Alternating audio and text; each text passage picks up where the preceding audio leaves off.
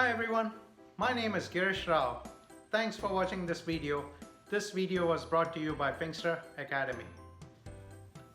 In this tutorial, I'm going to tell you why it is important to eat fruits. Fruits such as apples, oranges, and pears. Hey, wait a second, are you as confused as I am? We were supposed to talk about confusion matrices and how to plot them with labels. Well, I'll get to that. But before that, it's important to nourish yourself, your mind as well as your body. So remember to eat your fruits and stretch out periodically, take a walk around, and then come back and let's code. Alright, so an easy way to plot the confusion matrix is to use the SKLearn metrics library. Now we already use the SKLearn metrics library to create the confusion matrix itself. What the confusion matrix is it allows us to see, how well the classification model did, in predicting, in classifying our data, the actual versus the predicted data. It shows you in a plot, which we'll see in momentarily, how accurate the model is. So let's get into the code, and I'll show you line by line in the code how this can be done using the SKLearn metrics library. Oh, one more thing before we start coding. If you feel that I'm too fast or too slow, just remember to use that speed button down there to increase the speed or slow down the speed, or the pause button. You can pause me. I promise you I won't yell at you, I won't feel bad. So go right ahead and do that. And just remember, Python is pretty intensive. As coders, we just forget, we lose track of time. So just remember to take frequent breaks, get up, move around, stretch a little bit, and let's code. Here I have two screens and I'll demonstrate how to use. First, I'll demonstrate the SKLearn, the use of the SKLearn metrics module to plot the confusion matrix. So on my left, I have here, this is my bash shell where I'll run my Python script. And over here, this is the actual Python script that we'll be using. So let's go line by line, see what it is doing. The first line, I import matplotlib, pyplot, as the variable plt. So everything, right? SKLearn as well as the next library I'm going to show you, the Seaborn library, they are all underpinned by matplotlib. What that means is, underneath they are still calling matplotlib functions and things like that. On my Mac, I ran into a problem where I have to import matplotlib, and I'll show you why in the end. I have to use this plt.show variable in order for everything to be displayed. I don't know, I didn't have the time to investigate what's going on underneath. There must be some reason, but just remember that, hey, if it doesn't plot for you, that's probably the reason that you haven't explicitly imported matplotlib and you didn't do plt show. So just remember that back of your mind. All right. So first we import the matplotlib library, then the next we import the sklearn metrics module, and specifically within that we import the confusion matrix, the functions related to confusion matrix and the confusion matrix display visualization. All right, this is actually an object, so we import that object directly so we can so I can show you the plotting. All right, so this is the data I have over here. This is the actual data, I call it. It's basically a list of strings. It has, the three categories of my data, the fruits data. There's apples, pears, and oranges. I just use this for demonstration purposes to make it simple. Confusion matrix basically takes two or more data categories. I just, to keep it simple and to show it like more than the default two, I'm using three categories. So you'll see how how it looks once we plot it. This is the predicted data is next. Again, same thing. What the confusion matrix is doing is we are showing how the classification model actually, what is the error rate of what is the accuracy of the classification model. So that's why the confusion matrix takes the actual data and the predicted data, and it shows the differences between the two. You can see right away, for example, the actual data was apples in the first element, but the predicted data showed oranges. So that's where the model went, something, it's not that accurate. So that's why it said oranges instead of apples. So that's the predicted data. Then next, what we do is we instantiate the confusion.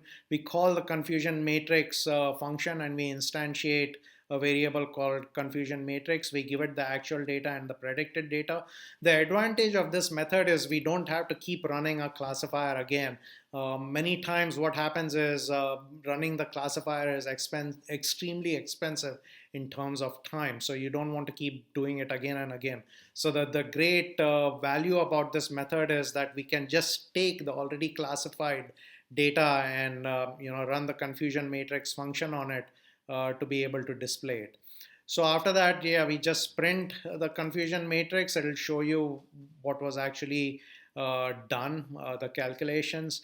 Then we instantiate the confusion matrix display object directly. And here it is important to remember that we give it the display labels. Now we have three categories. Remember I said they were string categories. They are apples, oranges, and pears. So you just have to remember that the confusion matrix function actually calculates it in it uses the string alphabetical sorting order. So we have to remember that the display label should also have the alphabetical sorting order, meaning A, apples, O, oranges, and P, pears being the last one. So important to remember the order. It has to be the same. You'll encounter, even if you use numeric labels, then you have to use a numeric sorting order. All right, so that confusion matrix display actually gives us the command object, the confusion matrix display object itself. So we'll be kind of manipulating the command, the confusion matrix display object itself. So the first thing we do is call the plot function for that. The plot function basically sets up the underlying access objects and things like that are kind of, remember I told you that it is underpinned by the matplotlib library. So it populates the access object, and then we go and manipulate the access object itself through the AX underbar attribute of the CMD object. All right. What we set in the access objects are the title. So we give it this title, we give it the X label, and we give it the Y label. So you'll see how. And finally, we call the PLT show. Remember, I told you in the beginning that there is something, I cannot tell exactly what it is, but you need this underlying matplotlib library call show to actually have it displayed. So let's see how this runs.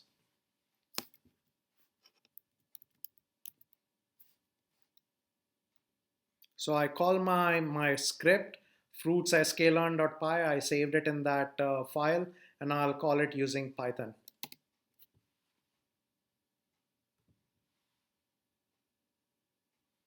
So there you go. So it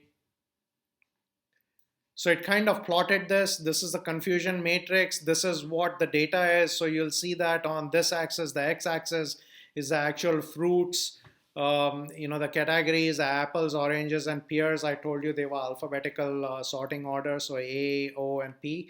And same thing with predicted fruits. You have the A, O, and P.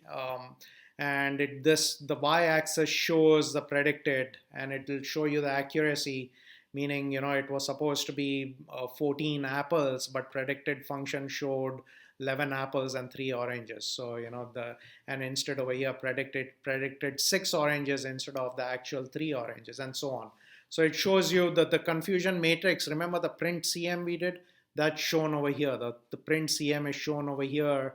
It shows you in a numerical format how the confusion matrix was calculated. So there, all of this code is included in the blog, in the accompanying blog. you can just copy and paste it and plug in your own data to kind of see what it does. Now, wasn't that easy to just use the sklearn library? Everything is there in it. You can plot the confusion matrix.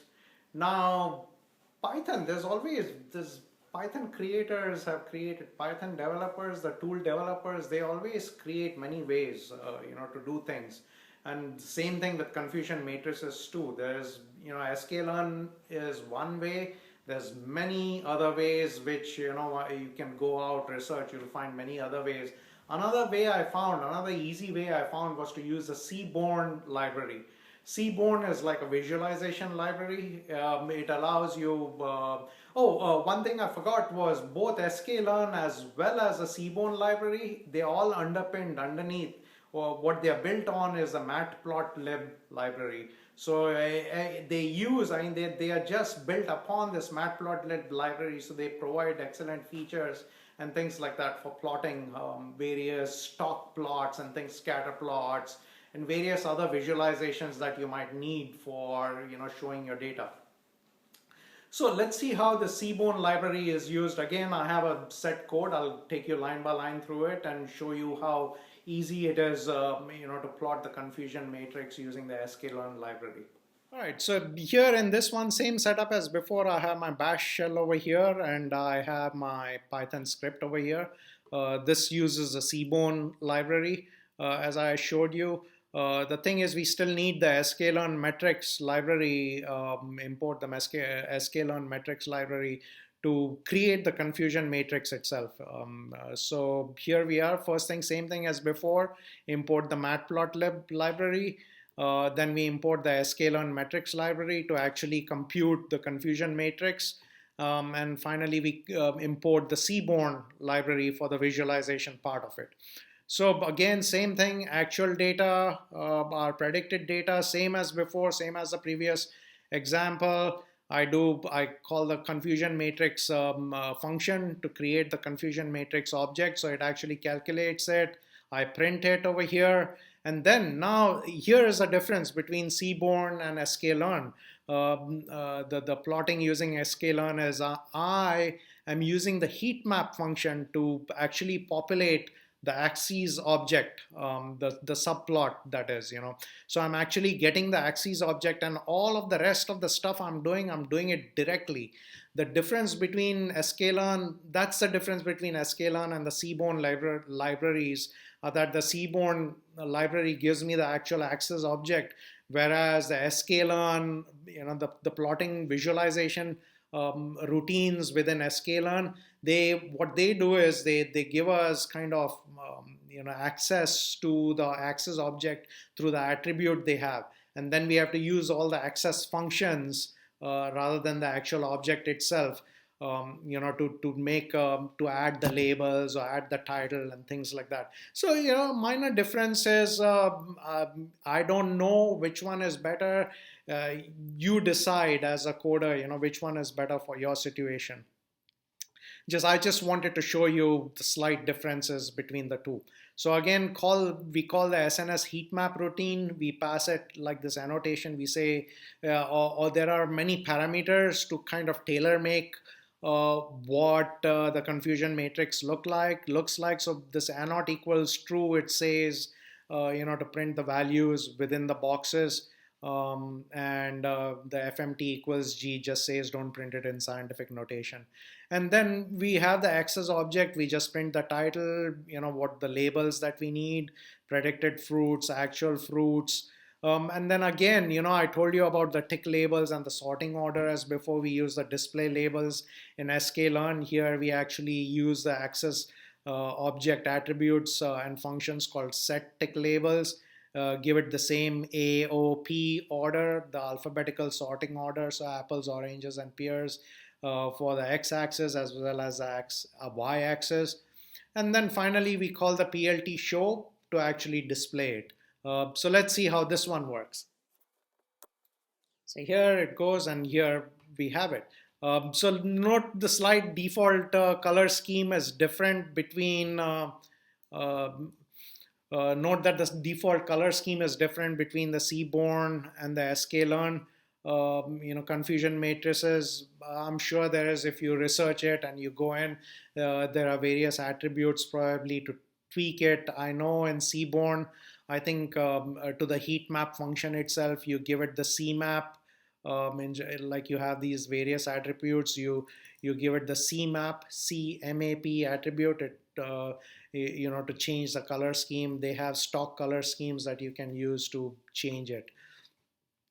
All right, so this is the way it is. So 2 ways. I showed you how to use SKLearn. I showed you how to use Seaborn. 2 differences in SKLearn. You have to access the display object through the attributes and the functions that they attribute, accompanying functions. In Seaborn, it gives you the access object itself, so you can change it directly. Both of these libraries are underpinned by the matplotlib. So very simple and easy to use, to plot confusion matrices and their labels.